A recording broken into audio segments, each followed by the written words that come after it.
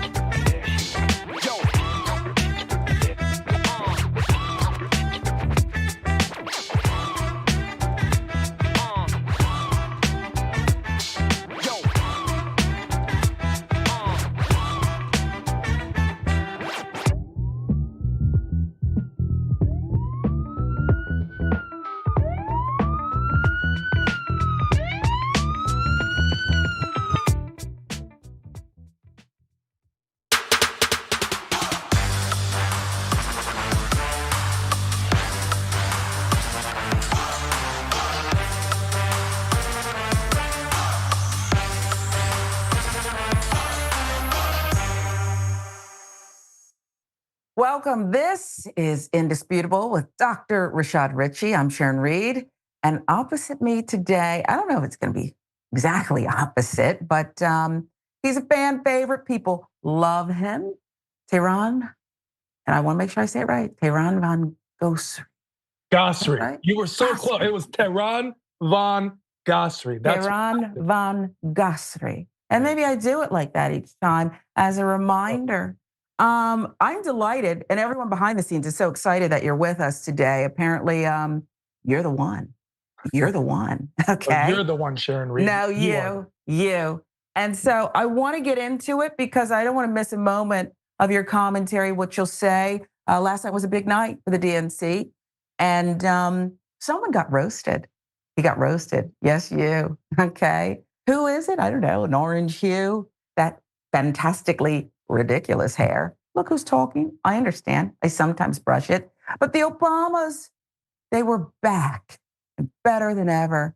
And they took turns roasting Donald Trump at the DNC on night 2. Barack closed the show roasting Trump during his speech, and it was, well, Obama-esque. From a guy whose act has, let's face it, gotten pretty stale. We do not need 4 more years of bluster and bumbling and chaos. We have seen that movie before, and we all know that the sequel is usually worse. Proud of the enormous progress that we've made through the Affordable Care Act, providing millions of people access to affordable coverage, protecting millions more from unscrupulous insurance practices. And I noticed, by the way, that since it's become popular, they don't call it Obamacare no more. Here's a 78-year-old billionaire who has not stopped whining about his problems since he rode down his golden escalator 9 years ago. It has been a constant stream of gripes and grievances that's actually been getting worse now that he's afraid of losing to Kamala. There's the childish nicknames, the crazy conspiracy theories, this weird obsession with crowd sizes.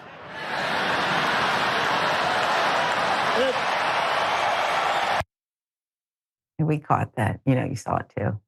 And it's true. It's probably true. Okay. I listened to Stormy Daniels' testimony about him, and you can't hear that.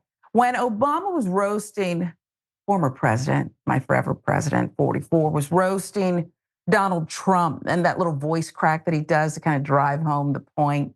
I'm so curious, Tehran, what you're going to say about it. But I want to hold that for a moment because it was so good, okay? And even a little petty, appropriately petty. It's like the movie Friday. I had this vision where Trump loses in November and then both Obamas stand over him like, they did with Debo. You got knocked.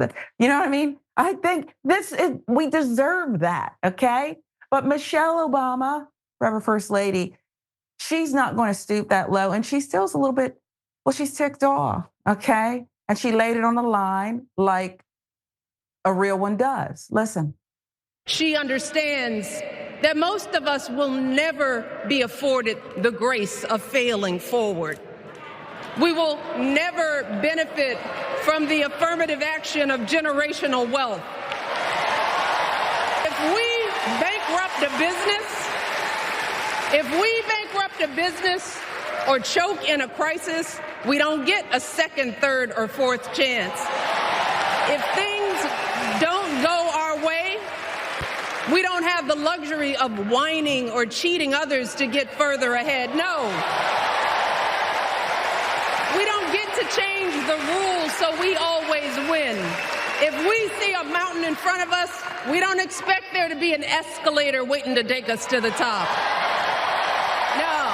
For years, Donald Trump did everything in his power to try to make people fear us. See, his limited, narrow view of the world made him feel threatened by the existence of two hardworking, highly educated, successful people who happen to be black. I want to know, who's going to tell him that the job he's currently seeking might just be one of those black jobs?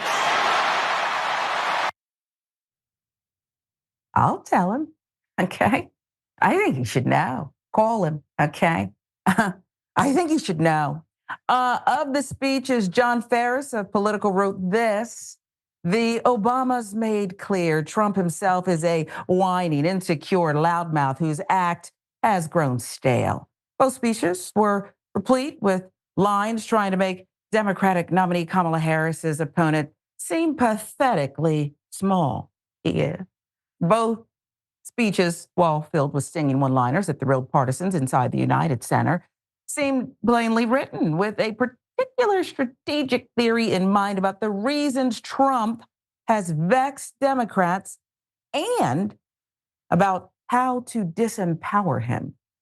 It's as if Tehran, what's the movie, The Wizard of Oz, and then the curtain, and they pull it back, and you ain't nothing, okay? This is what we were all so excited about or fearing. What do you make, before we move on to the rest of the Obama's delivery, the content, the cadence, their love affair on display? I think that we should have had the Obamas at the Tom Brady roast, because I haven't seen so many zingers since then. Jeff Ross basically hosted this. Number 44 came out strong and did it in the Obama-esque way, where it was still classy. I've never heard someone call someone a bluster, bumbling, chaotic idiot more classy than President Obama. And then, of course, Michelle Obama, the Maya Angelou of speakers, came out, and I wanted to snap the whole time. This is no longer about politics, because the truth is, left wing, right wing, same bird. We're all in this together. The idea was to express and communicate the disaster that President Trump could be, is going to be possibly, and the fact that we have someone like a Kamala Harris who, despite even me feeling a little apprehensive about Kamala because of the last 4 years, I will say at least this person's qualified. And that was a reminder from the Obamas as well, is that the president possibly can be one of those black jobs that we're all seeking to find out which was such. I hope somebody trademarked it too, black jobs. He said it with his ignorant self, but trademark it, put it on a t-shirt, and you're right, okay? We saw one of the most qualified, and she was the first lady, okay, coming along, boosting her man. We heard Hillary Clinton say on day one that Kamala is perhaps the most qualified ever to get the nomination. So that means including her. But yeah, I think they did it just right and ran a master class, a clinic, if you will, on how to do that when you're opposite a buffoon. I don't want to name call, but it is what it is. Meanwhile, Meghan McCain, who sometimes gets on a lot of our nerves, couldn't help but praise the DNC roll call, posting, "I'm sorry, but this DNC 2024 roll call, DJ Cassidy themed state music and party club atmosphere, is blowing the RNC's roll call out of the water. It looks like a giant party and celebration, and everyone in that room looks like they're having a blast." Indeed, they were. Indeed, they were. Real quick, give me your thoughts on DJ Cassidy. I rather like that. I found myself kind of dancing, and I don't really dance, but I was, sitting in bed watching this. I can't dance. My daughter tells me don't do it. And I'm like, this is good. First I said, who's the guy in the funny suit dating myself? But it's so skinny. Is that really in these suits? But I loved it. I loved every bit of it. We were definitely raising the roof the whole time. There was an energy, this eclectic fire that we haven't had since Yes We Can, that came back into the room. We'd all been wondering where the Obamas have been. And I can understand why the Obamas wanted to take a step out after the 8 years they had and what they were able to accomplish. And yet the firehouse and the firestorm that came afterwards. So if I was President Obama, I wouldn't pick up any calls. I might have blocked a lot of people from like, hey, where are you? Where are you, Brock? I'm not even here. Remember when you needed my birth certificate? I'm not even here. But the Obamas came out, that energy was palpable. And just for Meghan McCain, the Kim Kardashian of the Republican Party, to even side with what was going on. This is a person who's ruffled a lot of feathers, and her father ran against President Obama. And yet, if you go to Sharon Reed Live, the Instagram account, which I reposted because you had one of the best clips of the 2012 versus 2024 debate, in which you saw the respect that the candidates kept for one another, when there was a respectability about think it was 50 years ago. and American politics, exactly. And yet the name calling and the animosity that happened in 2024, what a worlds apart. You think the rest of the world is watching us and just going, a joke, yes, you, okay? And you're right, because we wouldn't find some of that behavior, and it was both of them. Talking about the golf, what were they saying? My handicap, and can you do it? Can we walk it? Can we walk it? Can we walk? Will you really do that? I mean, the whole thing was crazy. And I think your point is valid because we had forgotten just how crazy this world had become. I mean, crazy, we get it, but this was crazy. You understand? Okay, this was off the charts. Let's have more on the roll call.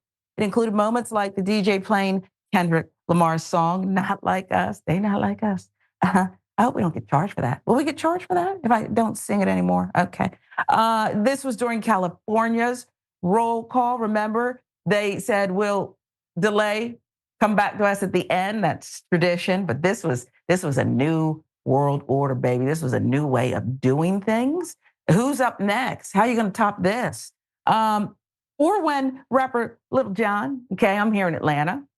Nobody screams like him, okay, appeared during the Georgia roll call, rapping Get Low, changing lyrics of To the Windows, to the Walls, get it, to VP Harris, Governor Wolf, acknowledging a popular online meme. I mean, it was picture perfect.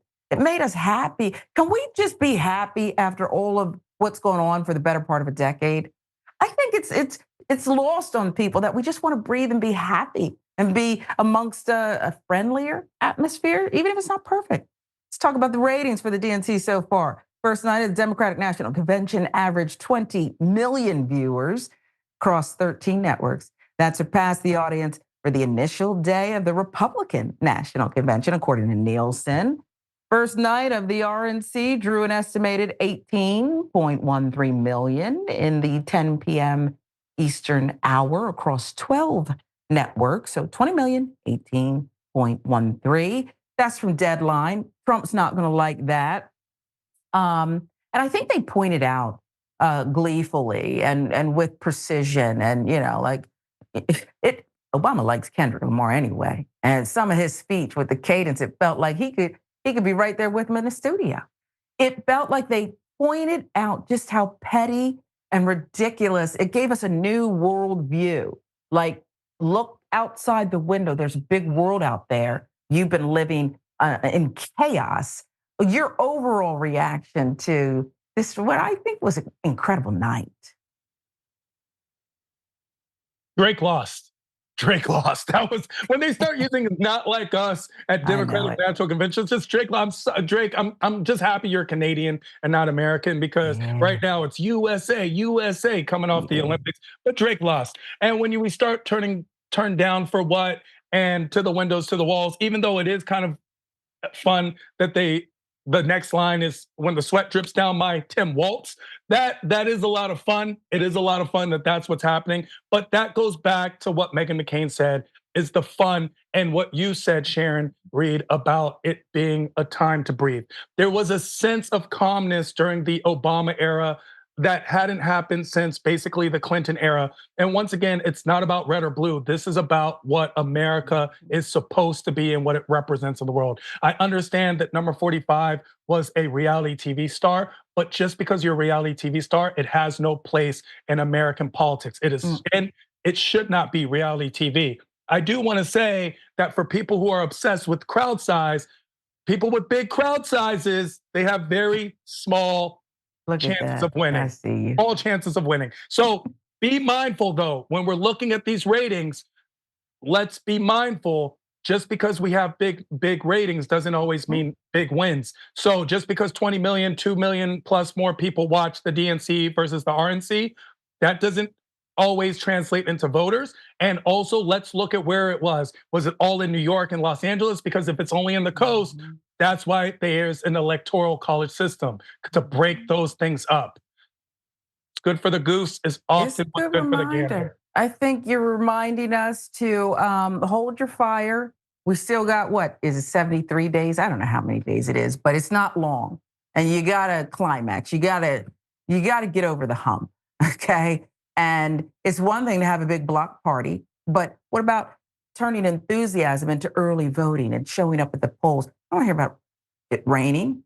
I'm in Atlanta. There's lace fronts everywhere. They might get wet that day, okay? But you got to get out there and vote. I wonder what you make of this unity. It felt real. It was palpable, right, Tehran? But it was only weeks ago, okay, that there was infighting and just all kinds of just vitriol inside the Democratic Party. They couldn't agree on anything. And now you have progressives. Everybody seems to be, I don't want to say falling in line because it sounds like it's not authentic, but I wonder what you make of it. And if you're also apprehensive that, is this going to last? Can it last to the election? Will it last after if Kamala Harris and Governor Walz are fortunate enough to get over the hump? Well, I already expressed that I was apprehensive about Kamala Harris, something that a lot of people are afraid to admit, but it's a bit true. And yet this turnaround led credibility to her leadership expertise, to someone who a lot of the other Democratic National Convention members were apprehensive about, was able to bring people together and create that unity through communication. Because what else is communication but community and communication combined? And that's what it's really about. Creating that energy, bringing that fire back. And unlike 2020, which was, I'm either voting for Trump or against Trump, not to knock President Biden, but that was the sentiment. And this one, people are turning around. Maybe I am voting for Kamala Harris and not simply against the President Trump presidential candidacy. And that is going to be the major difference in this outcome. Yeah, I think you're right. There's something about her, and it's about the way she takes it to him and the way she dismisses him with that laugh. There's people who say they're unbothered. And I'm sure, listen, this is a tense race, it's a close race, but she is unbothered. She thinks that he's a fool and she's handled worse, much worse than him. That's the sense I get. And it's relatable, it's enjoyable for people. They're welcoming it. That's my take, but we'll see. When I was, I don't know, maybe like 10 or so, we'd go down and stay at my grandmother's house. I miss you, Mom. Everybody called her Mom. My grandmother was the best. And sometimes my cousin would be there and he was always in trouble, always getting into something, innocent stuff. Maybe I helped him. We put scope in my cousin's bed one time. And then he came home and got in it and was like, Mom, there's scope. These kids put scope in my bed. Why am I mentioning this? Because there's these kids who you got to watch them every second, right? They're always going to get into something. But you don't expect a 78-year-old with an orange hue to just be, will you sit down? Now you're involved in the ceasefire. I mean, we've got to get this man under control. You let him off the hook enough. Donald Trump is accused of meddling with ceasefire negotiations. Ain't that a crime? Watch. One thing that the Harris campaign would love is if President Biden would bring home a ceasefire in the Middle East right now between Gaza and Israel. And we know that Secretary of State Blinken is over there right now working with Netanyahu. The reporting is that former President Trump is on the phone with the Prime Minister of Israel, urging him not to cut a deal right now because it's believed that would help the Harris campaign. So as they're mocking Donald Trump and lamenting the fact that he killed the border security bill because he thought it would help his little campaign, little seems to be the word of the day after President Obama's 44th speech last night was fantastic. And so what does he do? He turns around and now he's over there talking to this other guy who perhaps has similar issues. He doesn't have 34 felonies under his belt, but he could, which is why some speculate he continues to, well, they're saying war crimes. And remember, remember that he was brought up on some stuff too. The longer he keeps it going, the freer he thinks he is, like the guy he was on the phone with. Okay, it's just that simple. Donald Trump has been accused of violating federal law by allegedly calling Israeli Prime Minister Benjamin Netanyahu to discuss the ceasefire deal the U.S. is helping to negotiate between Israel and Hamas. The nerve of this guy, the gall. Who are you and who do you think you are? Oh, that's right, white privilege. And you've been getting away with it. Anything you say that's outlandish, anything you've done, you just keep getting away with it. So why not call up Bibi and interfere in this to try? I'm desperate to keep Kamala. How does he say it? How does he say it, Tehran? Her name. Is that how he's saying it? I don't even think he can pronounce her name. I don't think he pronounces most of the country's names correctly. President Trump, unfortunately, is not always the best when it comes to pronunciation or enunciation. But what he is really good at doing is meddling in things that are basically none of his business. President Trump, and once again, I am not one of those people who's like, oh, he's a criminal. I am a firm believer in innocent until proven guilty. However, you use the term white privilege. I will throw in also it's Republican privilege. Why? Because this is very similar to what President Reagan did in the Iran hostage crisis, where the coincidence of the hostages being released January 20th, 1981, on the same day, minutes after he was sworn in. As a person named Tehran, trust me, I'm extremely familiar with this situation. The idea is meddling in affairs that are best for your party, irregardless of if they're best for what's America. And that's what the problem and the problematic situation is because are you meddling in for your own legacy or that of the United States of America? And I do wish that more politicians cared more about being American than they did about being Democrat or Republican. And that's what we're looking at here. Tehran, he's unapologetic in using human suffering, human bodies, if you will, for marketing purposes. It's for marketing purposes. It's craziness. Which I'm not against. I'm a fan of the Kardashians, but in this case, this is despicable. Me too. You can't use your own body, not other people's. No. Stop playing games with people's lives. People's actual lives are at stake. Hostages have been taken. Thousands of people, Palestinians, are being killed. This is not a conflict that should hinge on who wins or loses. This is a conflict that should be resolved, period, for the interest of global peace. When you've never been brought to task, when you haven't suffered, Mr. Bone Spurs, you did not fight for your country. Now that's just trading. Trading. What's the value here? Let's give you more. Former president allegedly made the call August 14th, according to Axios, which cited two unnamed U.S. sources who were briefed on the call. Next day, however, Netanyahu's office denied that the call took place. Trust him either.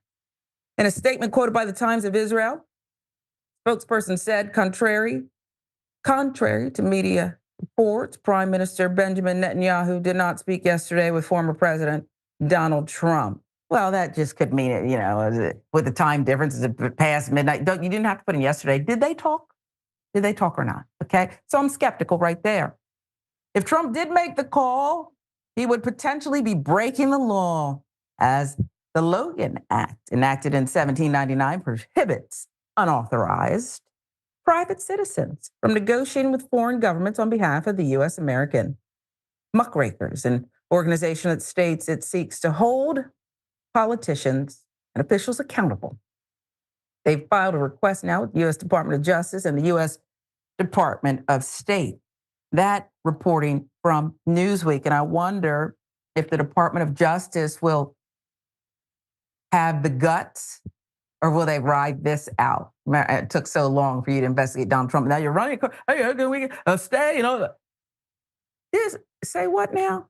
Come on. If this happened, this is a big deal.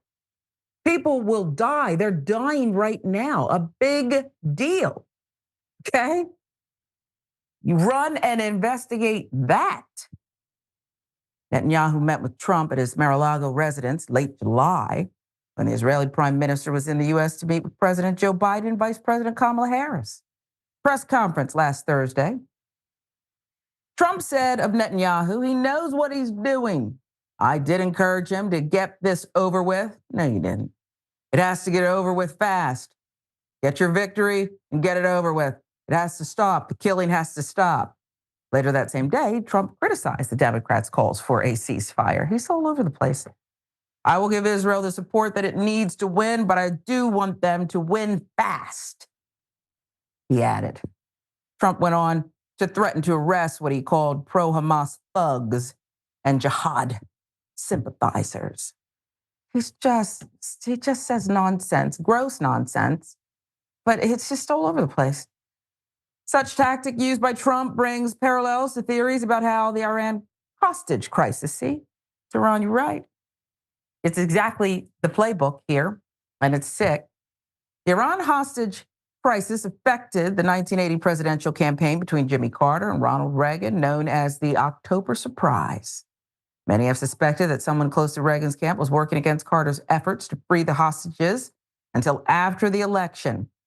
Hostage crisis in Iran blighted Carter's presidency and his re-election campaign. And with the hostages still unreleased on Election Day, 1980, the incumbent lost. He lost badly to Hollywood's Ronald Reagan. And that's really the rub here. We forget, we don't know our history, and I understand it's being kept from so many of us, so many school kids. You forget that it just repeats itself. Like alarm bells should be sounding all over the world now if this call took place and it's accurate. Am I being too much? Am I doing too much here? Or is this like, this is crazy?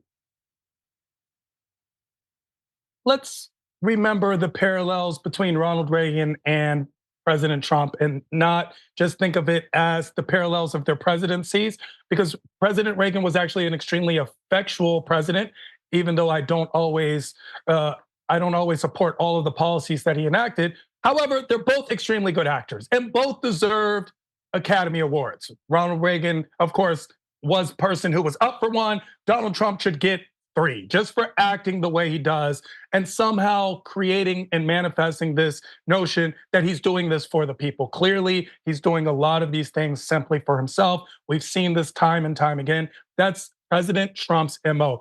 The actions and the similarities between the Iran hostage crisis. And by the way, Sharon Reed, I would be remiss as a person named Tehran if I didn't correct that. I know. Letting you know it's Iran. Probably half career. the reason why there's a fight. Probably half the reason there's a fight. I did Iraq, Iran. I've done it my whole career. It's just lazy. I completely But understand. Thank you. It's not. I deserve it. It's up to us More. to Yeah. pronounce it it correctly. Yeah. And so that fact of how it's similar. What's even more similar is how did President Trump call Netanyahu? Like, are they talking on a regular phone? Because if they are, that's a problem. Did he slide in his DM? Are they hitting each other up? Did President Trump call Prime Minister Netanyahu's cousin Avi and then talk to him and then he Probably. I mean, they're speaking. Or they sent Jared Kushner. Maybe Jared Kushner was over there. What's this signal people are using? Maybe I don't know how they communicated. Yeah, okay. Is it? Kristen, I do want to say in regards to the Logan Act, though, let's remember the law is one size fits all, and it's a slippery slope. So if we prosecute President Trump under the Logan Act for possibly meddling in these affairs and interference, then remember we'll have to do that for any other former president. If President Obama, for example, speaks to somebody to get something done in the future, that would also be a crime. So let's be mindful with just throwing laws at people and start using possibly this thing that I wish was more common, which is just common sense. Yeah, that's right. And humanity, a little bit of decency goes a long way. You're up to no good. And listen, I don't believe the law is going to catch up with him anyway. And you're right, it's a slippery slope, but I don't know that a 78-year-old white billionaire is really worried about that slope. Okay, I'm waiting for the part where after he loses in November, and again, it's a tight race, that then we start hearing from all sides, Well, just let's move on. Let's not put him away. He remains a threat. I'm happy to let a lot of people move on. I don't like prisons. I know what's going on here, okay? It's, you go to prison, you get a free pass for the same thing. So I don't like it. But this guy's a continuing threat. He will not stop. What do you Like mean, my Sharon cousin. Reed? What do you Yeah. mean? He's a Oh, look at 78 the billion. hand. He's a 78-year-old white billionaire like the rest of us. He's just Yeah. like one of us. He's just like He's us. Oh, just they like not one like of us. us. Right. They're not like us. Exactly. Tehran, I love the correction. I love everything about your commentary. I get it. I get why people love you, and you're just, doing people's work. This is indisputable. I'm Sharon Reed, and I'm in for Dr. Richie. Tehran will be back with me, and a lot more show to come, including my favorite segment. I don't know about you, but it's something to do with those Karens. They're always up to no good as well. So we'll have that and much more when we come right back.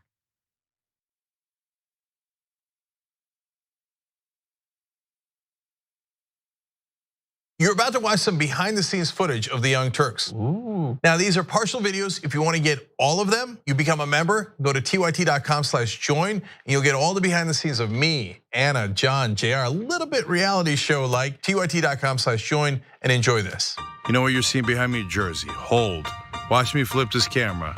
However I flip it. Do I flip it like this? No, I just took a picture. I'm bitsing right now. What?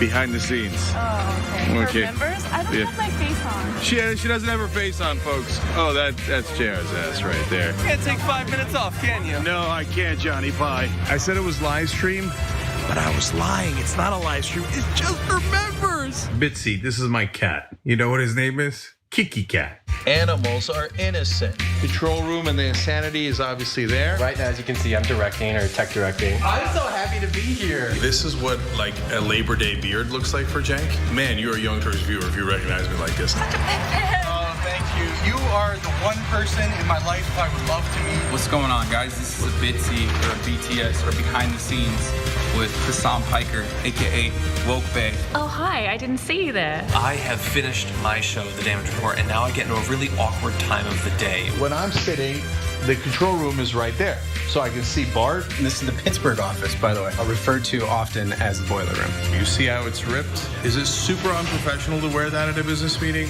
Or am I like cool, rebel? I just finished doing the power panel and I'm fired up. What do you do for TYT? Not a whole lot. If you're frantically tweeting at us that something's broken, thank you, because I'm fixing it. And thank you for being a TYT member. Super last thing, because there's always got to be a super last thing. Oh, that was disastrous. This has been behind the scenes, behind the scenes. Indisputable is still the fastest growing news show in America compared to CNN, Fox News, and 30 other networks. We tell the truth on Indisputable because the truth is indisputable. We go places that other news media outlets refuse to go. When there were human rights abuses happening at the Victorville prison, guards and members of the community contacted us. You, through your investigative reporting, unearthed very troubling allegations about specific forms of abuse and discrimination in the federal prison system. It really doesn't take much to be a trusted voice. All it takes is to be fearless, report on matters, be an advocate. I called it the bullpen intentionally because it's a place of preparation. We present individuals who may have an opposing view, so we debate. Sometimes we interview individuals because their stories deserve to be heard. A survivor of significant police misconduct and his attorney. We covered this story earlier and to remind you of the horror of one man being shot at damn near 100 times by the police. We take time on this show to showcase the temper tantrums of Karens in the wild. We do this not because we want to see people's emotional outbursts in public, but because these incidents are emblematic of a bigger societal issue taking place across the nation, and it has to be checked. My friend, my big homie, attorney at law, Benjamin Crump. I just want to thank you, man. Educated, articulate brothers like yourself speak truth to power. It makes a great difference in changing the landscape in America. So listen, no matter what you do, don't allow the politics of ideology to evaporate the soul that still exists inside of you. They don't stop, I don't stop. Racism won't stop, I won't stop. Systemic bias won't stop, I won't stop. People still need health care, so I won't stop. People still need criminal justice systems reform, so I won't stop. You won't stop either.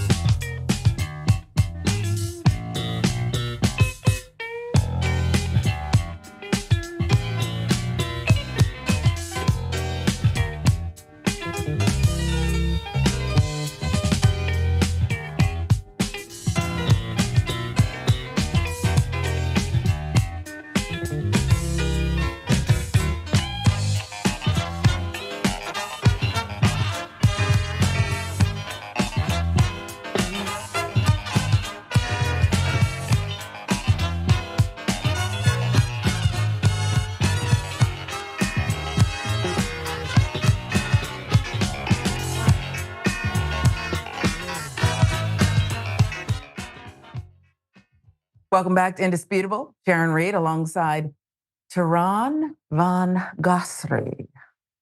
How about that? Did you like that? Too I slow? like that. That one was it. That one. Okay, Actually, I that might was record it. that and think it was. Okay, and I could put something on your voicemail if you want. If you want to do your voicemail greeting, I'm not opposed to that. No charge. We're both in for Dr. Richie. We're thrilled to be, he trusts us to sit in the big chair. And I know you have quite the following. Hey, tell people where they can find you. Your great work, your energy. I know you're an actor, you're a comedian, a scholar. I believe you're a scholar. I'm a scholar and an academic, and you can find me all across the board at I am Tehran. At I am Tehran all across the board. If you don't know how to spell Tehran, it's like the capital of Iran. So if you don't know how to spell it, just watch Fox News. Literally, they blast it 46 times a day. Literally just blast my name. But please do, and of course, find me at any comedy club near you. We love it. I don't catch a show. I wonder if you ever get accosted by wearing that, because there's so many people out here who just like, they can't think for themselves, okay? And so they see that, and I mean, have you ever gotten into it? You know what's the funniest thing? Most people don't even know what it is. They want to bomb a city of a country that they can't even point out in a map. Oh, this is terrible. America, look at your life. Wow. Let's get some viewer comments in. We love you. TYT members first. 36 Chambers Dragon says, double dose of Sharon. What a great big news Wednesday. Never seen this co-host before, but knowing Indisputable, he's going to be fire. Love everyone on TYT. Well, you know him now, okay? And you know his name. And yes, I predict if he'll have us, you'd come back again and again, wouldn't you? I love coming back, and especially if any Wu-Tang reference handle wants me back, I'd love to be back even more. We love it. Okay, so over 9,000 says, great to see Tehran, always very multifaceted views. And you always ooze stardom, Sharon. I don't have my glasses on, so I thought they were going to say something else. But thank you, over 9,000.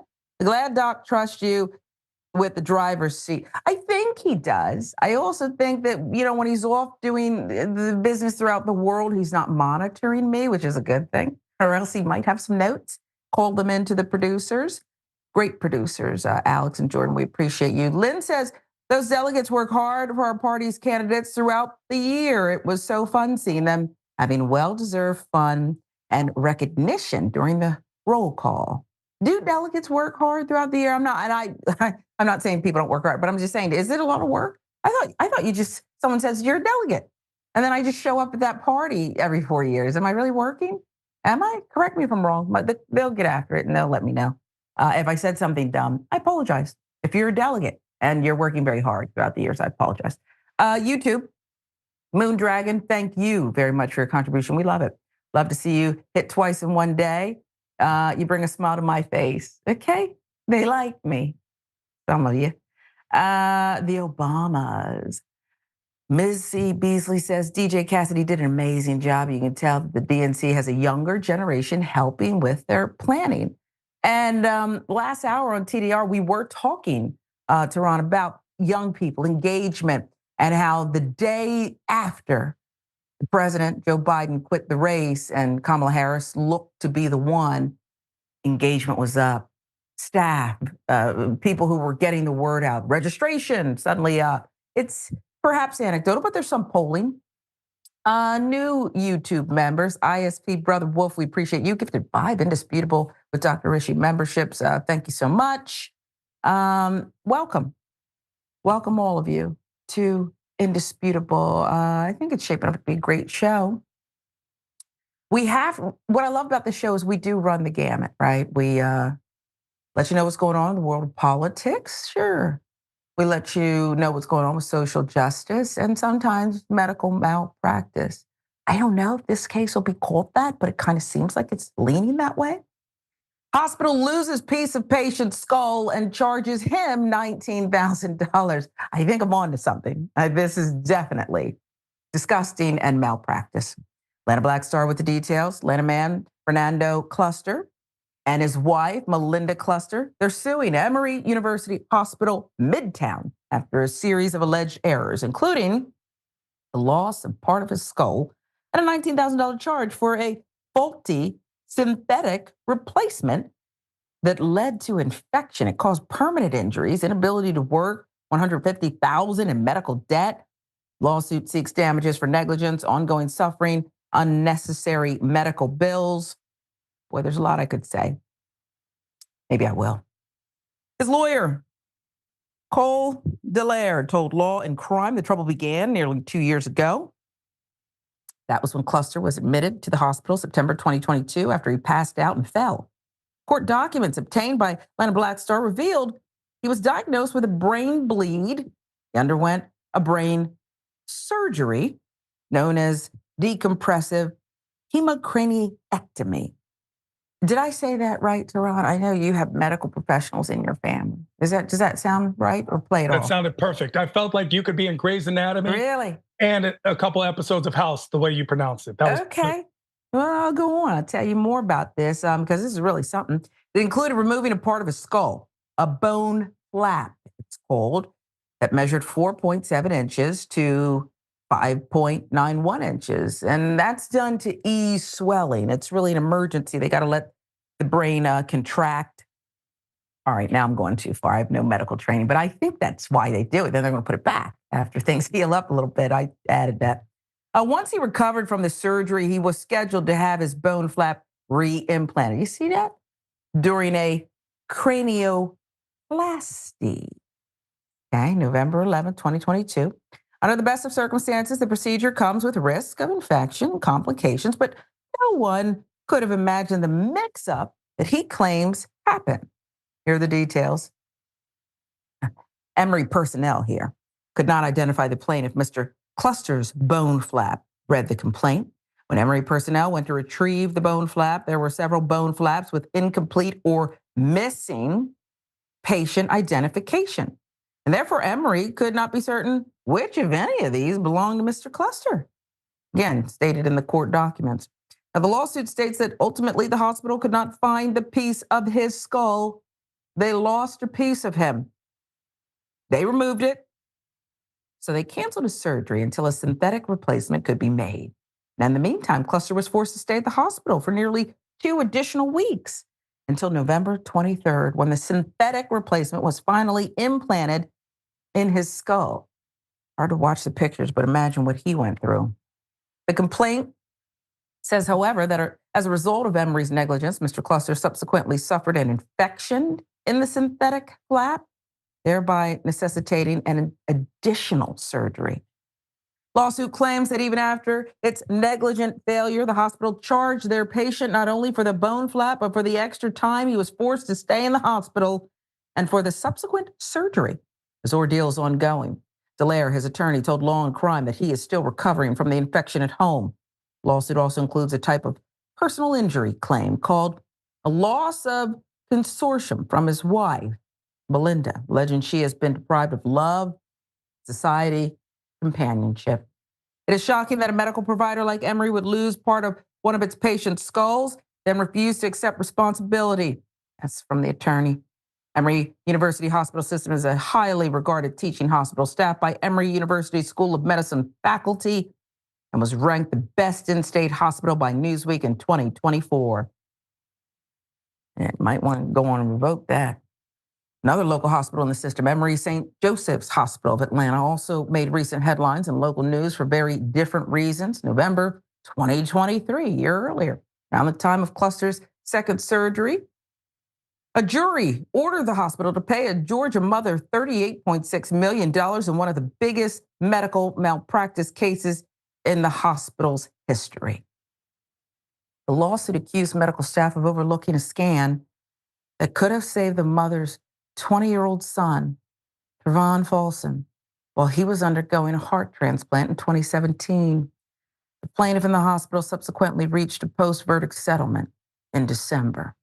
Atlanta Black Star filling in the details here. Listen, if you're going through the drive-thru, I think if your only job is you're taking orders, you're not going to be perfect, but you should be good. If you're taking out a piece of someone's skull, that's a body part, you have to be 100%. You have to follow protocols. See, I think there are mistakes, and then I think there's willful misconduct. Somebody didn't follow protocol here. Couldn't have. You couldn't have. Somebody just said, put them over there with the rest of the bone flaps. You mean pieces of people's skulls? I don't think I'm being too hard here. I don't have the medical training that someone in your family does, Tehran, but I don't think I'm being too hard. There are just some jobs where protocol is everything. It's the difference between life and death, quality of life, loss of companionship. As this way, I don't even think that's too much. I think it's right. Go for all of it, because he's still recovering, and who knows if he'll ever be back. What say you? I say healing is an art, medicine is a profession, but healthcare is a business. And that's exactly what the problem is with the healthcare system in the United States, because it's treated as a business, except in this case, there wasn't even good customer service because they tried to charge him for the loss of his piece of bone flap, which, by the way, I bought on Craigslist right now. Somebody put it up and I just bought it. We don't know where that piece ended up. That's not a normal thing. This would never happen in any other major country medical center. A bone flap cranioplasty is not just any procedure. This is one where it should be careful. The people should be organized. We should know better. We've done this. Sure, there are mistakes, but this didn't seem like a mistake. Why? Because there were other pieces of bones in a pile of bones, which none of them were labeled. So this means that this has happened to so many other people, except Fernando and Melinda Cluster were just super highly affected by it, and or the only ones who had a little bit of pushback. When we see these malpractice lawsuits against the medical companies, a lot of us as the audience look at it as if it's a lottery, but it's not. It's usually a life. And so no, that $38.6 million didn't just make that person's life better. It was supposed to replace the irreplaceable, the loss of life of their son, Trayvon. That is not something that is comprehensible. So just be mindful of this. The next time we do bring up things like the Affordable Healthcare Act, this is why it's so pertinent for us as Americans to stay on top of these stories. Yeah, and the other thing is, don't you dare limit it, legislature, the damage awards and then judges want to, oh, that's too much. Who are you to say? Then why have a jury, okay? The other reason that I think Emory should have to pay big here is because I don't know how deep it went, but it sounds to me like they even pulled an okie doke. You potentially could have killed this patient, and then you just faked the funk. And then you charged him for it. Have you no shame? Have you no shame? Is this like, hey, we do what we want? And I happen to know this, that Emory doesn't generally settle. Now, they settled that big one after the verdict. They go the distance. That is their policy, to keep people from filing against them, to keep people from being whole. And you can't be whole, like Tehran said. You're not going to be whole. You lose your 20-year-old son. They lose a body part. I happen to think people deserve it. So we wish him the best. We'll keep following this story. Shame. If any part of that's true, shame, Emery. Shame is relative, though. Actually, it depends on who you're dealing with. Some people have no shame. I think that that's part of our country's decline. And it's not about, going out of your way to criticize people, but when you don't have shame, then you'll do anything. There's no bottom, I guess is what I'm saying. And that's how I feel about some people. Name begins with a K. Sometimes we put male in front of it. Okay, Karen, male Karen, that's who they are. In this case, well, we'll get to it on the other side. I'll just give you the catchphrase, I wish it Karen would. You want to call the police on them for having a barbecue on a Sunday. I feel free! Back off! I'm going to tell them there's an African-American man threatening my life. Want my ticket. It's fine. I want my ticket. Security! Security! I want my ticket. I want my ticket. I want my ticket back. I want to see that ticket. This lady is a mess. I want to see that ticket. Security! Security! I want to see my ticket. It's not your ticket. I want to see it then if it's not my ticket. I don't have to show you a thing. I want my ticket. Ask them to call security. Goodbye. I want my ticket. I want my ticket. Sir, he asked my ticket. He asked my $1,000 ticket. I want to see that ticket. She said it's $1,000.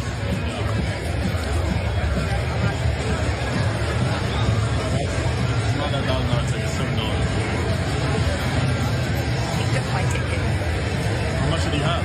1,000 something. That ticket's saying $7.76. All right. Well, he wants to have my machine. I want my ticket. I left it in. I went around. Well, that's my pet peeve. Once you figure out you're wrong, shouldn't the apology be as big as the other stuff you were doing? This lady's worse than the one who said, I'm going to get the manager. I mean, she just kept shouting and shouting. And then there's nothing wrong with her. She's not, having a moment here. She's out of control. And then it's like, well, whatever. Not whatever. A Karen falsely accusing a man of stealing her slot machine ticket. And in this world, that he could have got seriously jammed up based on her word. TikToker and rapper Said Ma uploaded the encounter back on June 26. He explains in the text overlay that Casino Karen accused him of taking her slot machine ticket. But she was on a different machine, and all he did was walk by. You see that? You're all the way wrong, Karen. Casino Karen. I think, though, Tehran, some people, they tend to feel sorry when they see a senior, having fun at the casino. Oh, well, it's no big deal. But this is a dangerous sport, this Karenicity. People can get hurt. People have been hurt. People have been ruined, humiliated over lies and aggression. And so I'm going to sit back and let you comment on it, and you tell me your thoughts on what went down. And is she worse than I'm going to get the manager? She is worse because she said, I'm going to go get security, which is weaponizing the police or security against especially Black targeted males, which we've seen time and time again. We saw a similar instance in a New York park, for example, over a bird watcher. So the idea of weaponizing the police against people, especially Black young males, is something that happens time and time again. We've seen videos like this in reference to cell phones that are allegedly stolen that happen to end up in the bottom of the purse that they didn't find. I will say that there is a part of us that looks at older people, especially seniors that aren't running for president, and feels a type of empathy for them. But more importantly, if my $1,000 ticket got lost, I'd be a Karen too. I'm shutting down the whole casino. Somebody took my $1,000 ticket. I finally won and my ticket's gone. Close all the entrances. I need to talk to all the managers. I need to talk to the camera. I need to talk to the owner. Where is Steve Wynn when you need him? Tell him to come here. I need to talk to some Steve Wynn. So I understand that. I understand her angst. However, her target is what should be in question. That's the part, okay? So you made a mistake. But to do this, and it always seems to be, well, too often, as you mentioned, black and brown, baby. You're not going to get the benefit of the doubt. Okay. She didn't ask, she demanded to see his papers, basically. That's actually what she was doing. And it's so yeah, you're Karen. You're part of this segment. And yesterday or the day before, I kind of walked back and said, I don't know if this one's a Karen. You're staying in the segment, okay, until you change your behavior. That's just what we're doing. But this is extra violent. Okay, it's not just verbal. It's not just a threat. This actually went down in Florida. And there you see the mugshot. Florida man fatally shoots driver over handicap parking. This is in Florida. Richard Minor is facing a second-degree murder charge after he allegedly shot another man to death during a dispute over a handicap parking spot. Why does it come to this? The victim, Jonathan Lee Arias, had driven down from Orlando for a weekend getaway with his wife and a friend. But moments after pulling into the parking lot of Hart's Landing Fishing Pier, August 3rd, he was confronted by 66-year-old Richard Minor. Minor, who reportedly lived out of his car, was parked in the handicap spot next to Arias and is a left leg amputee. After he challenged Arias on whether he was genuinely handicapped, an argument broke out. And a Black Star filling us in on the details here. We should tell you before any shots were fired, witnesses claim Minor continued to harass Arias about the handicap spot from a distance, which made Arias upset for the affidavit. The fisherman decided to cut bait on his weekend trip, pack up his gear, and leave the area with his wife and friend. Perhaps if he had kept going, he'd be alive today. Just as the group was leaving the parking lot, Minor yelled at them for driving in the wrong direction per Fox 13. That's when Arias stopped, exited his car to confront the agitated man from the passenger side door. Minor was sitting in the driver's seat. Hey, what's your problem? The victim asked, which Minor responded, I'll show you my problem, according to the affidavit. When Arias reportedly asked if Minor had mental issues, Minor responded, your day is coming.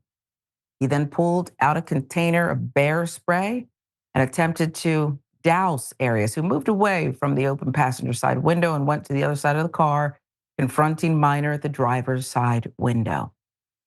Witnesses told police Minor fired off several shots that struck Arias. After seeing the altercation unfold, Arias' wife and friend got out of the truck and raced over to help.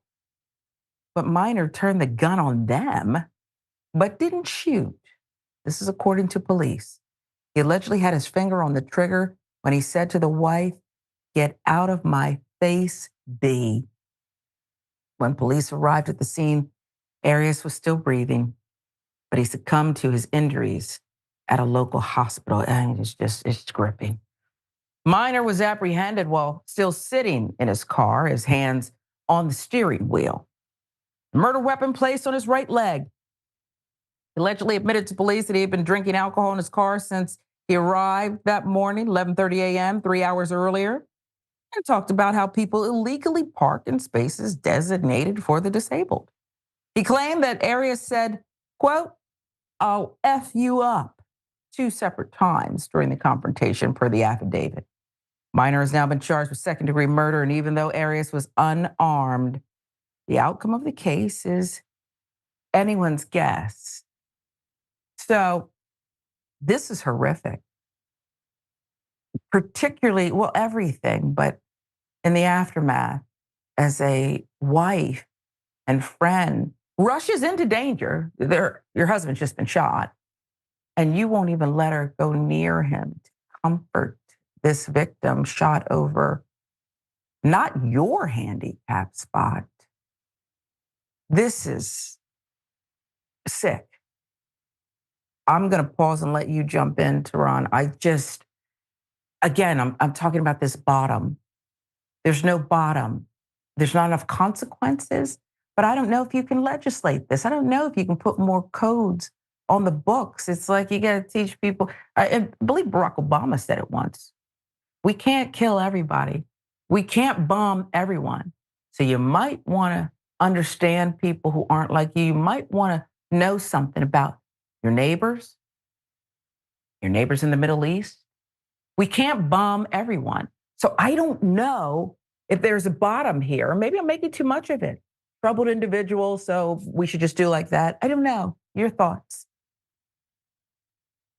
This is Florida, and that 300s and the 300 yell, because what will we do without Florida? These are the things that happen in Florida. And while I have been in their temperament where I've wanted to kill somebody over a parking spot, I never did it. That's the thing we have to be mindful of. This isn't just road rage. This is also when you were talking about having laws on the books, it's actually taking a law off the books. The stand your ground doctrine that people oftentimes misinterpret and has led to so many untimely deaths for so many untimely situations. We have a Jonathan Lee Arias who is obviously handy capable in whatever capacity, enough to get the placard. And by the way, there's a lot of other parking spaces we can figure out. Oftentimes, handy capabilities are not extremely visual. It's not something as severe as having an amputated leg, which Richard Miner still stood the other leg to stand his ground and murder someone in cold blood. But the idea is he was handy capable enough to get the placard. That is not for you to decide. That's why we do have police to come in if there is any question. Secondly, obviously he was handy capable because he couldn't even duck out the way. So what more proof do you want? This poor guy couldn't even duck out the way of a one-legged guy chasing him down with a gun. And now he is dead. And you didn't even allow the wife to come over and console her dying partner. You are a horrible person. Horrible person. And I hate judging books by their cover, but your cover, when I saw your mugshot, I was like, yeah, he did it. Like him, yes, you. Yep. No, you're absolutely right. No empathy. Afterwards, according to the affidavit from the police saying, well, people parking, he had a spot, right? Again, mind your own damn business. Why are you so obsessed with somebody who's minding theirs on a weekend getaway? I have to presume, friend in tow, they must love to fish, they're happy. And there you go. And I really don't care about the drinking. I don't want to hear it. That didn't make you do it. There's plenty in the affidavit that this seemed to be a coherent, if not vile, situation and chaotic one. That you made it make sense your kind of way, okay? It's a tragedy. It's a case we'll follow. We'll update you. This is Indisputable with Dr. Rashad Ritchie. Doc has a day off. We're right back.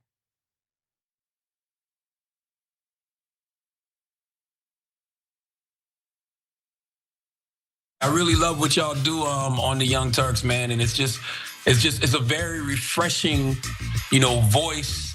Y'all don't lean to one side. I tell people all the time, if you want to go really hear what's going on honestly in our society, you should tune in to the Young Turks. Thank you, Charlemagne. We appreciate that. That's awesome. Really appreciate it, brother.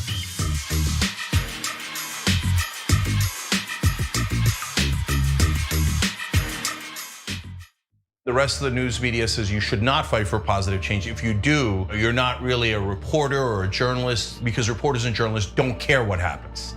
I don't agree. That's not written anywhere. That's not a law. It's just a rule that they invented so that reporters didn't actually challenge the people that are in power.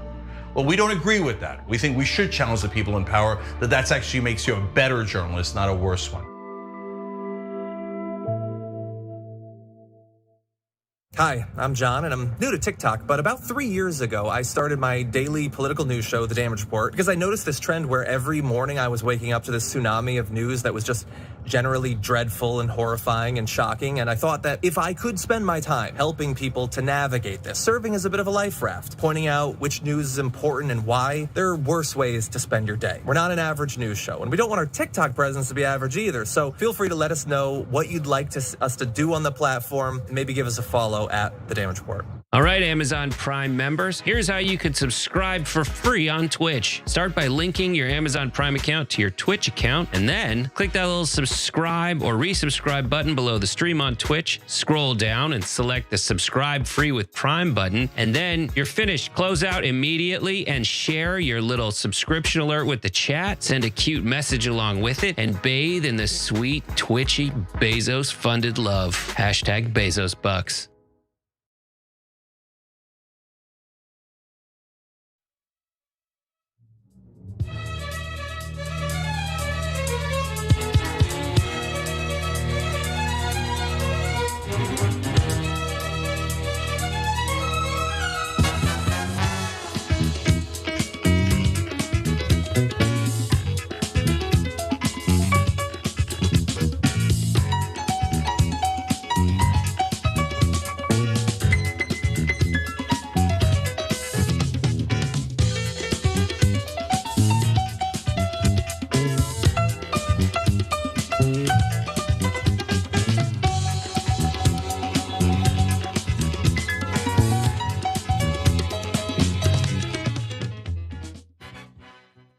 Welcome back. This is Indisputable with Dr. Rashad Ritchie. Doc has the day off.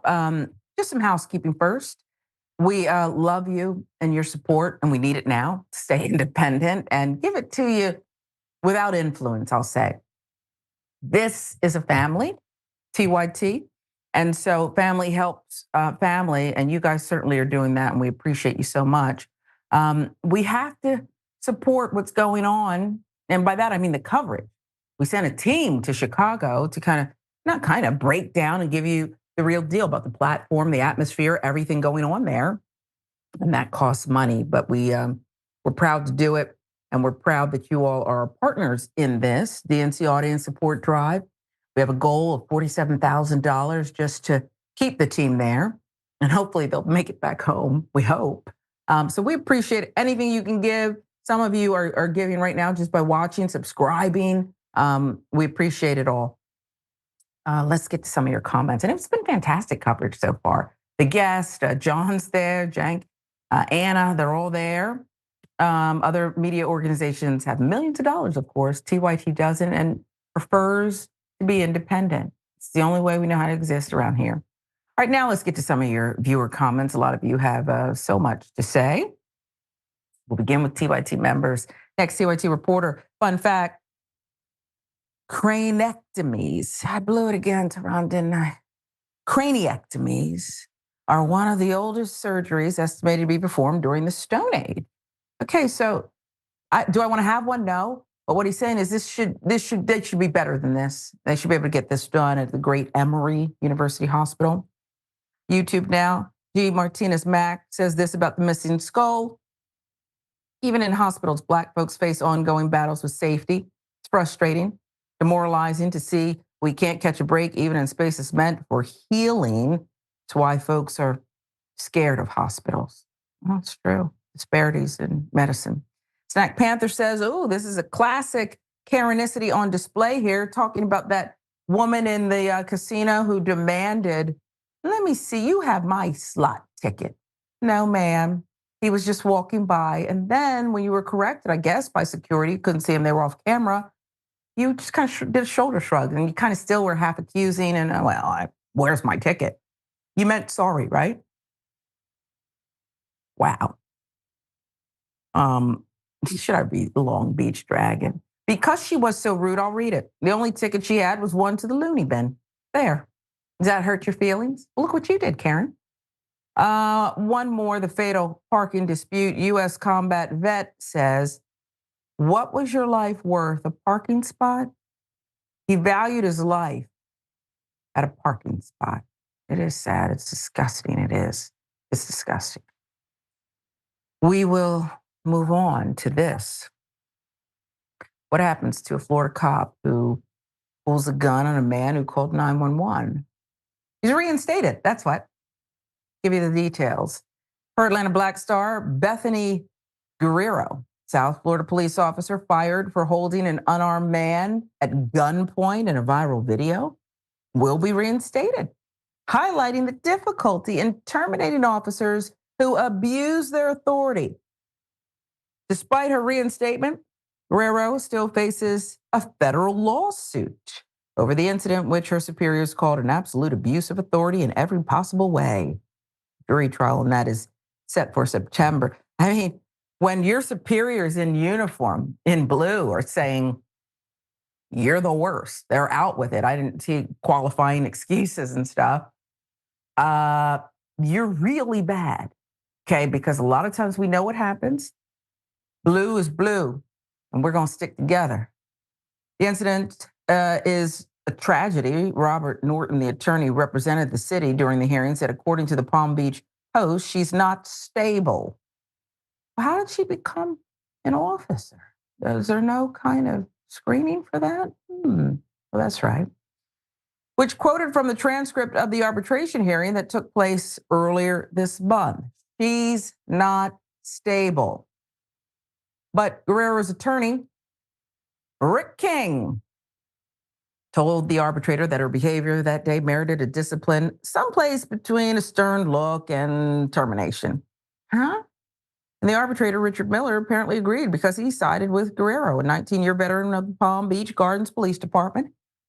Guerrero was making more than $100,000 annually before she was fired in September 2023. She'll likely receive about that much in back pay. Okay, lump sum. But Palm Beach Gardens Police Major Javier Garcia declined to elaborate when emailed by Atlanta Black Star because it is our policy that we do not comment on pending litigation or personnel matters. Well, then don't put out any more police blotters on people who've been arrested but not fully adjudicated then. Since you don't comment, right, on pending matters. So don't give any comments to the media because these people could be innocent and we've got to work through it. And if that's what you want to do, why are there one set of rules for those in uniform and another for everybody else? Just asking. She will likely endure scrutiny from some of her fellow officers, including one sergeant who investigated the incident and said she was prone to becoming enraged and has a history of emotional tantrums. Guerrero even acknowledged in a deposition last year, I'll admit all day long that, wasn't my best moment at all. The privilege is just incredible. Let's get to the incident that occurred May 9th, 2023, outside the community pool of an apartment complex. It's following a confrontation between a man named Ryan Gould and a married couple. Gould was swimming laps just after 11 a.m. when the wife asked him to stop so she could swim laps in a perpendicular direction on a shorter end of the pool. Just wait your turn. You're there first. Okay. Gould refused to leave the pool, which was otherwise empty, and continued his laps. The woman then started her laps, resulting in the two swimming into each other's path. Surveillance video from the pool, which contains no audio, shows the two arguing before the woman exits the pool to call her husband, Benedetto Salvia, who then shows up to argue with Gould. Now, right there, you have the wrong partner, okay? You have the wrong partner if they don't just get out of the pool and leave, but they call you to get into a confrontation. You have the wrong partner. Sorry. And I have no partner, but this is my ruling on that one, okay? Salvia approached Gould, stood directly in front of him before lifting his shirt to reveal a gun in a holster tucked in his waistband. That's when Gould left the pool area to call the police about a man brandishing a gun. However, Salvia was the first to call the police and accused Gould of harassing his wife, telling dispatchers that he displayed a gun and that he has a concealed weapons permit. So there's some Karen in this story too. It's woven in there, okay? Palm Beach Gardens officer Michael Valerio was the first cop to arrive on the scene, confronting Gould, who was standing outside the pool clubhouse, asking him if he was the one with the gun. I don't have it. He does, responded Gould, prompting the officer to walk around the clubhouse to the pool to confiscate Salvia's gun without having to draw his own gun. When Guerrero arrived at the scene with Officer Joseph Strelzecki, she took a different approach, ordering Gould to keep his hands out of his pockets. When Gould responded he was not the man with the gun, he reached into his pocket for his phone. That's when her tone and behavior escalated. Look at this. Guerrero pulled out her gun, ordered Gould to lie face down. Strelzecki, who is also listed as a defendant in the lawsuit, drew his taser. Don't you feel tough? He has on swimming trunks, okay? No shirt. Gould questioned why he was being handcuffed as more officers arrived. Sue, you got to sue. Well, there's more. So let's take a look at that. Guerrero was unable to follow through with the arrest. The charge became resisting arrest without violence. This is rich. Because she started complaining about chest pains and was rushed to the hospital for what she describes in the deposition as a cardiac incident, remaining hospitalized for 2 days. Police transported Gould to the station, dressed only in shorts, placing him in a cell. Meanwhile, a sergeant viewing the surveillance video determined Gould was indeed the victim and not the aggressor. Palm Beach Gardens Police Sergeant Dennis B. then ordered Gould to be unarrested. This like you're going to moonwalk it back like there's no mistake here. Before driving to the hospital to inform Guerrero that her actions would likely lead to disciplinary action, when he asked the sergeant who made the decision to release Gould, he said it was his decision. But it wasn't until a month later when the YouTube Police Accountability Channel, Lackluster, published an explanatory video. It was titled, "Innocent Man Locked Up by Unhinged Cop, Chief Escalates," that the agency began taking steps to fire her. What's scary is she's been a cop for 19 years, said one of the commenters on the YouTube channel. Imagine the stuff she's lied about for that long. Touche. Certain people shouldn't be officers. Certain people shouldn't have a badge and a gun. Certain people should not be able to have power over others. Certain people want to be just that, officers, because it gives them this kind of power that they will abuse. What do you imagine is the worst part of this incident? Because Tehran, we see this all too often, I'll say. What I imagine the worst part of this incident is that Bethany Guerrero not only is reinstated, but she does not have an OnlyFans. I definitely went and checked. That's what happens to a lot of these. We get thrust in the media. Now let's open OnlyFans and start making it, because she is not going to make it as a police officer. And I think that her supervisor, who also stood by her, should also have an OnlyFans, because he's not gonna make it either. The idea is that this was an abuse of authority. It's not my opinion. That's what was written in the affidavit, abuse of authority.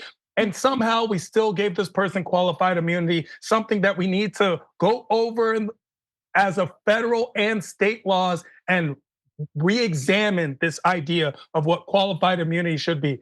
And by the way, if Ryan Gold was Jamal Gold, he would have been shot. Jamal Gold would have been shot. So this is what happens when police officers, by the way, this is the best, not the worst. This is the best, because they know they have cameras, and we have cell phones, and they have body cams, and there's cameras all over the place. And this is how police officers are still acting.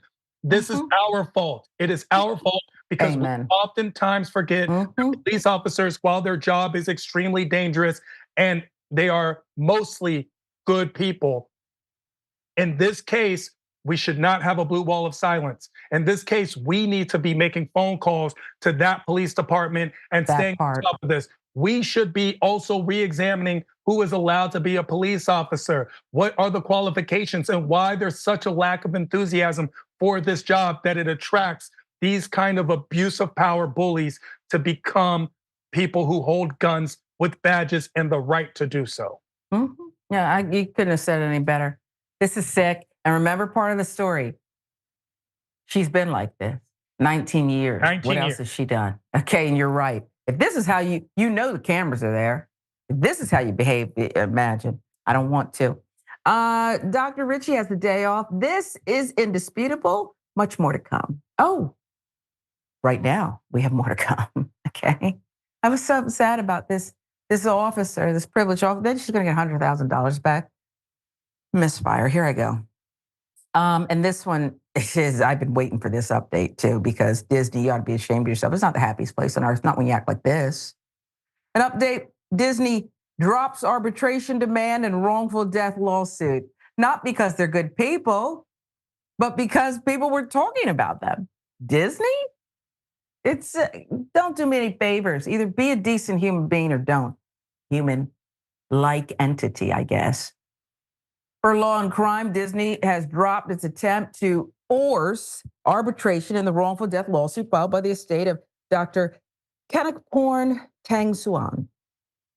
Died in October 2023 after suffering an allergic reaction from a meal at Raglan Road Irish Pub and Restaurant at Disney Springs, Florida.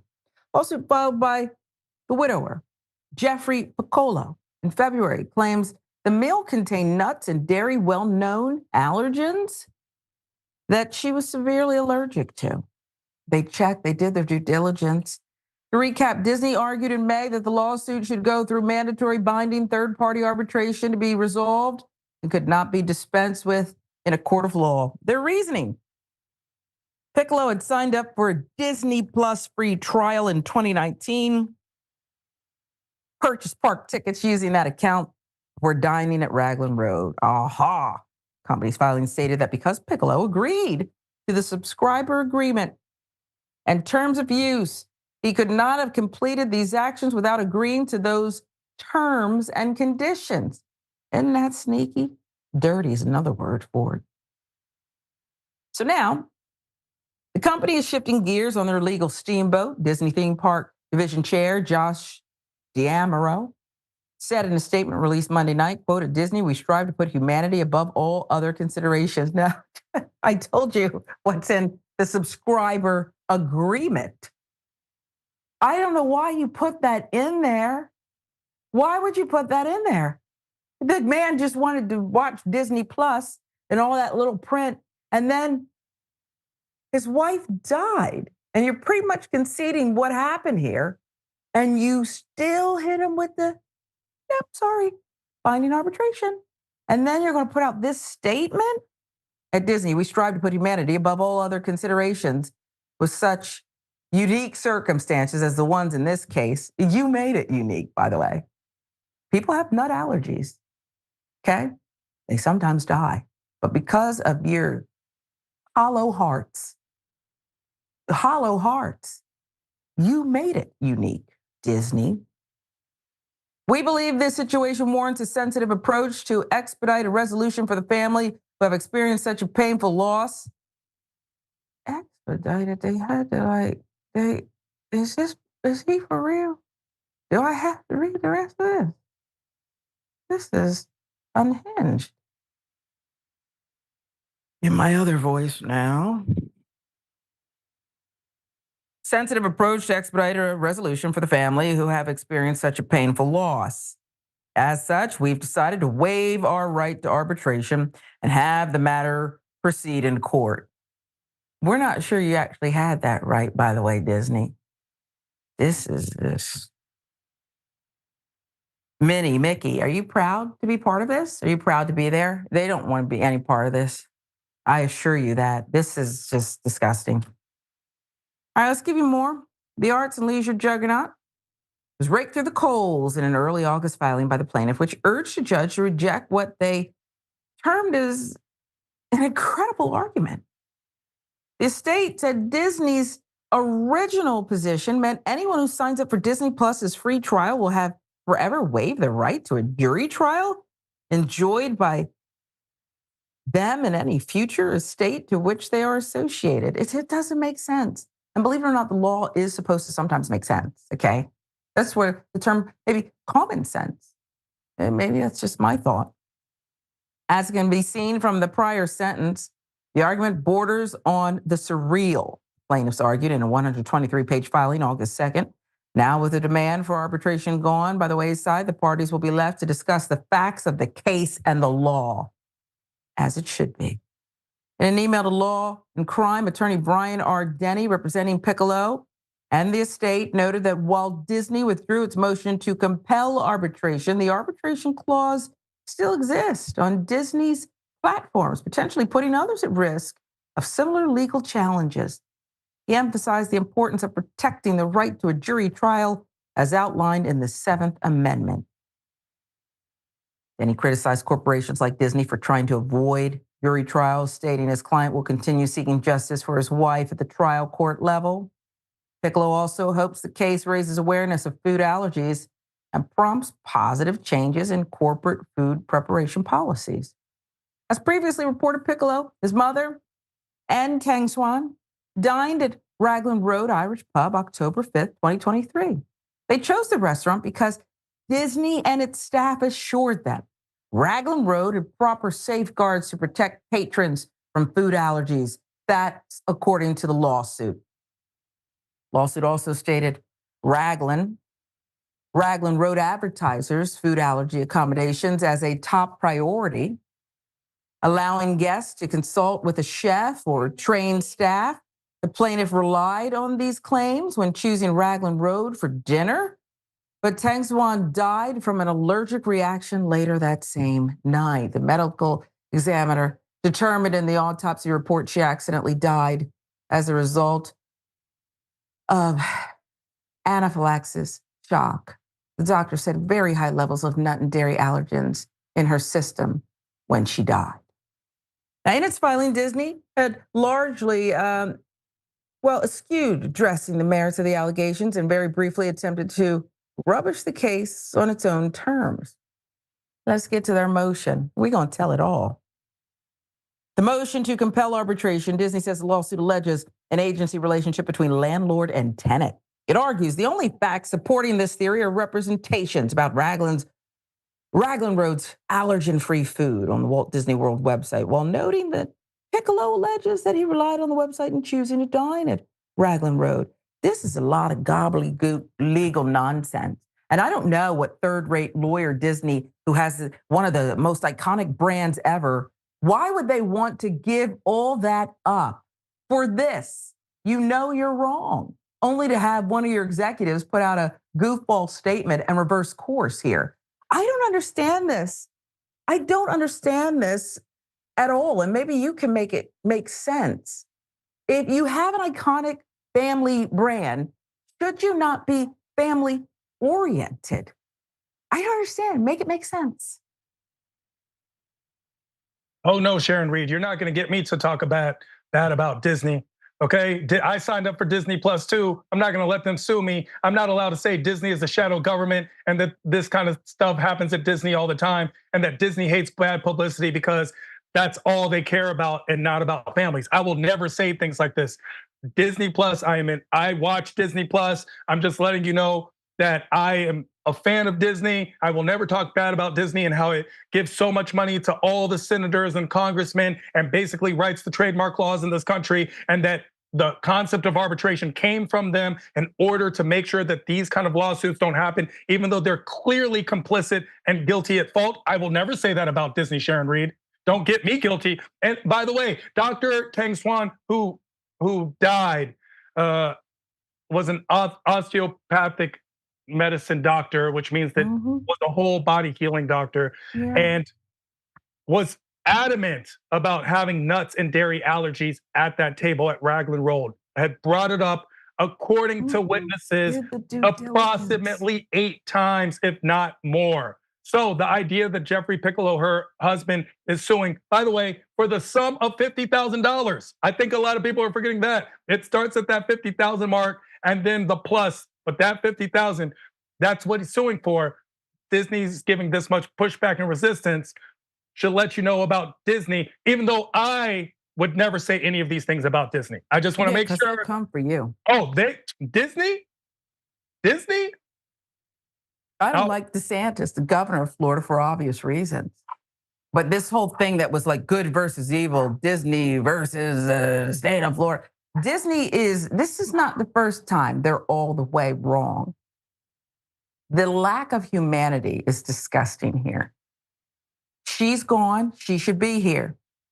Her mother-in-law had to watch it, and oh yeah, her husband had to watch it too. And a grieving man, they loved each other. They had a lot of living to do. And you couldn't even you added to the grief, and we're supposed to, iconic brand. If I'm Disney, or what's left of, whoever owns it, it's a public thing. If I'm them, anybody associated with this has to go. How much greed do you have? But it's them. They're the ones that are associated with it. That's the problem. And also with us, everyone read the fine print. Yeah. Read the fine print. Till death do us part. And Disney was like, all right, bet. Hold my beer. Wow. Tehran, I loved it. Tehran Von Ghasri. Did I put a little Spanish flavor on it? I don't know, but I like it. You're wonderful. You're funny. You're charming. You're unique. You're everything. And I appreciate you, okay?